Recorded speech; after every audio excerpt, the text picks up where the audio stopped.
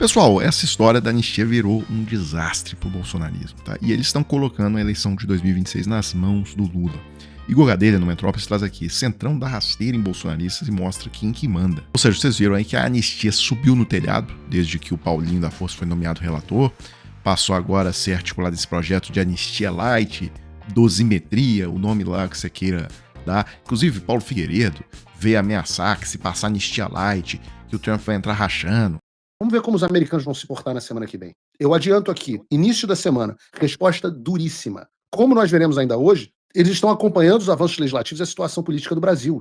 E não ficarão satisfeitos com uma anistia meia boca. Hoje, ao telefone, conversei longamente com eles, e eles estão sabendo os detalhes do que vem acontecendo. E a posição é: os Estados Unidos continuarão lidando com o Brasil com o grau de liberdade que o país der aos seus cidadãos. Se o Congresso for sequestrado pelo Supremo Tribunal Federal, como disse o relator, essa entrevista foi traduzida e passada para os Estados Unidos. Se isso que ele está dizendo, que o Supremo Tribunal Federal sequestrou o relator, nós continuaremos aumentando a pressão. Meu irmão, o cara lançou tarifas de 50% contra o Brasil e as exportações do Brasil aumentaram 3,9%. Ou seja, por uma série de fatores, tá? Porque, primeiro, diversificou o número de parceiros, uma série de viagens aí que o Lula conseguiu, inclusive, abrir alguns mercados.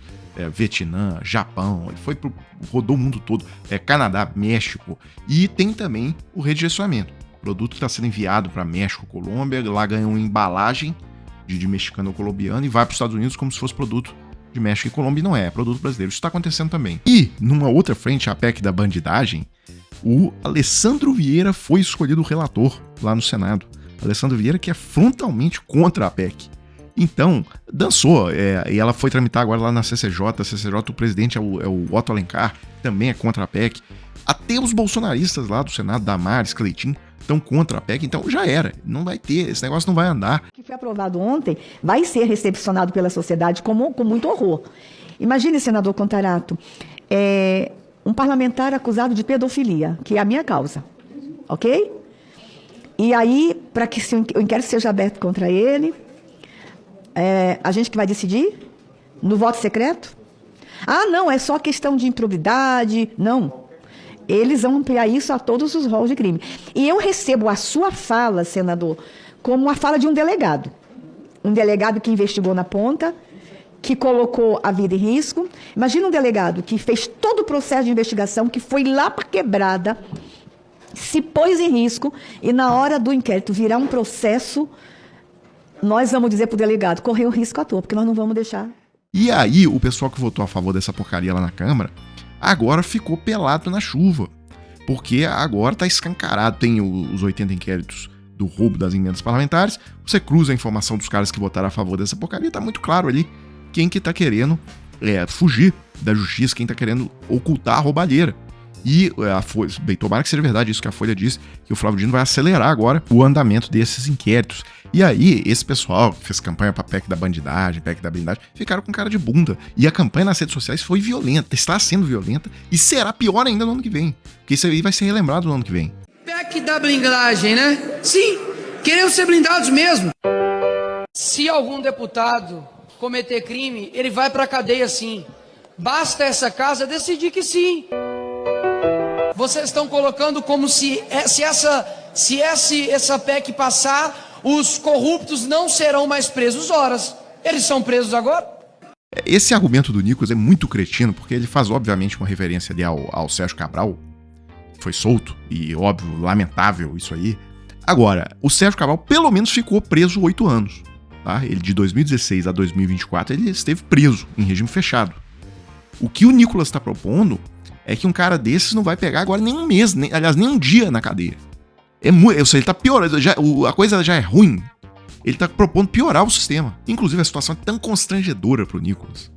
Como ele não tem como argumentar, e ele correu de um debate que ele foi convidado pela CNN para debater lá com Kim Kataguiri no dia 19, tá? E ele negou a participação no debate, ele que adora participar de debates, tal, não pôde participar, porque ele não tem o que falar. Nicolas Ferreira arregou de debater comigo. No dia de hoje, a CNN me convidou e convidou o deputado Nicolas para a gente debater a PEC da blindagem. Ele votou a favor, eu votei contra. Ele se negou a debater. Eu tinha feito esse desafio ontem, ao vivo, na CNN, e hoje eles decidiram organizar esse debate, mas o Nicolas não topou debater.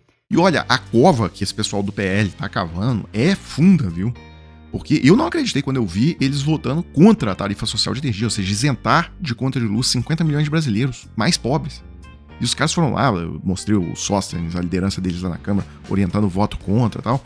Por isso o desgoverno erra em mandar essa medida provisória, e eu quero aqui defender a retirada de pauta desta medida provisória, porque ela é desastrosa para o Brasil. E aí tem a questão de levar a bandeirão dos Estados Unidos para Paulista, tem a questão deles terem organizado essas sanções contra o Brasil.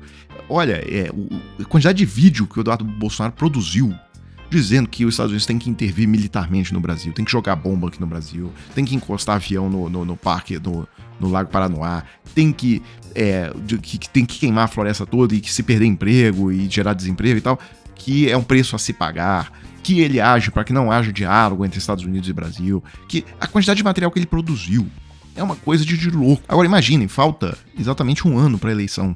Tá? Nessa data que eu falo com vocês, dia 20 de setembro de 2025, daqui um ano exatamente nós estaremos assim no momento, a eleição pegando fogo, tá? Faltando basicamente 10 dias para o primeiro turno. Agora imagina o tanto que nesse próximo ano isso aí tudo vai ser explorado. Essas imagens, esses vídeos, esse vasto material que Eduardo Bolsonaro, que o bolsonarismo produziu. E vejam que os resultados já começaram a aparecer. Não é que vai aparecer daqui a um ano, não. As pesquisas estão aí. Com o Jair Bolsonaro, olha o que acontece, Júlia. A rejeição, que era de 57%, passa para 64%.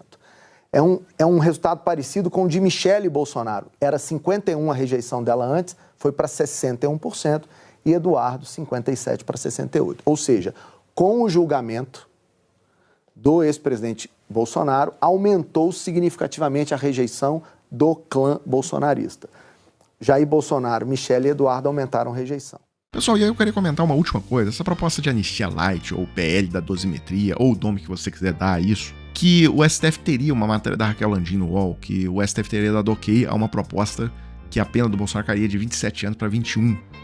Provavelmente, não está escrito isso na matéria, mas eu já acredito que o ponto seja a consunção. Isso foi, inclusive, debatido lá no STF, tá? Houve muita divergência em relação a isso, se o crime de golpe de Estado do 359-M, se eu não me engano, absorveria o crime de abolição do Estado Democrático de Direito do artigo 359-L. E aí, ao invés de somar a pena dos dois crimes, como foi feito, se você aplicaria a pena do crime mais grave mais um adicional. Tá? A conjunção, para quem não sabe, é quando o crime mais grave ele acaba absorvendo o crime menos grave. Seja porque o crime menos grave é um meio para se obter o crime mais grave. Então, o documento o exemplo mais clássico de conjunção é o dos crimes de uso de documento falso e o crime de estelionato. Bem, como o crime de estelionato é um crime muito mais grave, tem uma pena maior e etc., ele acaba absorvendo o crime de uso de documento falso. Bem, voltando aqui para a matéria da Raquel Landim lá no UOL, tá? Se essa ideia prevalecer, o ex-presidente teria direito a pleitear a progressão para o regime semiaberto cerca de 5 anos e meio após o início do cumprimento de pena, o que significa 25% da pena em regime fechado. Isso aqui, pessoal, vai realmente ao encontro de tudo o que o Centrão quer. Que é o seguinte, o Centrão quer tirar o Bolsonaro da eleição do ano que vem e colocar o Tarcísio no lugar. Vamos ser claros aqui. Mas eles não querem perder os votos dos bolsonaristas. Então, para eles, vira uma coisa perfeita. Olha, nós tentamos, nós fizemos a anistia possível, tá? Que era a única que era aceita lá pelo STF, que o STF não ia declarar inconstitucional. Nós tiramos a Débora do Batom da cadeia. Porém, aí eles não vão assumir isso publicamente, mas tiraram o Bolsonaro da eleição de 2026 e tiraram ainda da de 2030. Tá? Então, o Tarcísio passa a ser o nome central aí dessas duas disputas. Então, para o Centrão fica ótimo dessa forma. Tá? Agora, vamos ver o que vai acontecer. Eu digo isso porque tem uma frase clássica atribuída aí ao Mike Tyson, boxeador. Todo mundo tem um plano até tomar o primeiro soco na cara. Bem, o Centrão montou aí o plano e tal. Agora, e se o bolsonarismo continua a pressão, se Paulo Figueiredo, Eduardo Bolsonaro e tal, e os bolsonaristas lá da Câmara, Malafaia, não aceitam essa anistia light ou dosimetria, e aí? O que acontece daí pra frente? E mais, pessoal, eu vou tentar construir um raciocínio com vocês aqui, viu? Porque vamos tentar olhar lá na frente onde tudo isso vai dar. Qual que vai ser o final dessa história? Bem, vamos supor que fosse aprovada essa anistia light ou essa dosimetria, a pena do Bozo caísse para 21 anos, esse pessoal que já pagou aí 3 anos na cadeia fosse liberado, tudo bem. Aí, onde que a gente chega no final do túnel? Num momento em que o bolsonarismo continua exercendo pressão máxima lá na Câmara, continua, inclusive, fazendo motim lá na Câmara, continua bloqueando as pautas, principalmente isso, tá? Bloqueando as votações lá na Câmara. E aí, como é que faz?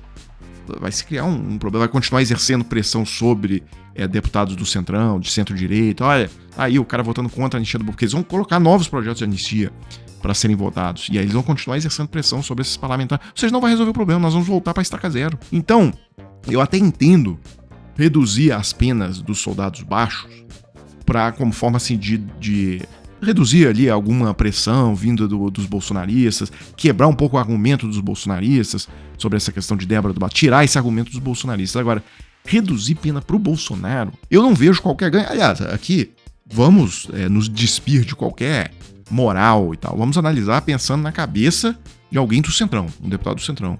Eu não vejo qualquer ganho pro deputado do Centrão, porque ele acha que ele vai aprovar isso aqui, ele vai dar uma satisfação pro eleitor bolsonarista e com isso talvez não vá perder votos nas eleições do ano que vem. Não vai adiantar nada, porque aprovando esse negócio no dia seguinte, os bolsonaristas vão apresentar um projeto de anistia total, inclusive da anistia eleitoral, desfazendo a condenação da inelegibilidade lá do TSE, e vão montar site ali para expor os deputados do Centrão que estão votando contra a anistia total ao Bolsonaro, etc. Então, já que isso vai acontecer, para que então colocar essa redução de pena pro Bolsonaro agora? Para mim não faz sentido algum. Só chegamos naquele momento do vídeo em que eu falo com vocês daquela oportunidade para se trabalhar de casa, 100% home office, você que está precisando de um dinheiro extra, ou você que está precisando até mesmo da fonte primária de renda. Olha só, eu trouxe alguns novos depoimentos para vocês de pessoas que procuraram o Clayson e obtiveram um excelente resultado. A Maria, por exemplo, relata que estava desempregada, então ela está por conta, ela é dedicação exclusiva, tá? E tirou, por exemplo, $984 esse mês, fazendo a conversão das aproximadamente R$5.500. Agora, mesmo para você que não está na condição de desempregado, a gente tem aqui, por exemplo, o depoimento do Carlos Matos. Ele é uma pessoa que procurou o Clayson, mas ele tem outro emprego. Ele dizendo aqui, olha, hoje, por exemplo, cheguei exausto depois de mais de 10 horas no trabalho lá na fábrica e estou aqui, né, dedicando e tal, queria compartilhar o resultado de um mês, $643, tá? Ou seja, conseguiu aí aproximadamente R$3.200, sem ser dedicação exclusiva, tá? Só reforçando aqui, não é bet, não é casa de aposta, não é nada disso, isso aqui é trabalho sério. Então, se você tiver interesse nessa oportunidade, pode clicar no link que tá aqui abaixo na descrição do vídeo e você vai conversar lá com o Clayson, que vai te explicar tudo direitinho, você vai compreender exatamente do que se trata. Pessoal, então é isso, eu fecho agora e volto numa próxima oportunidade.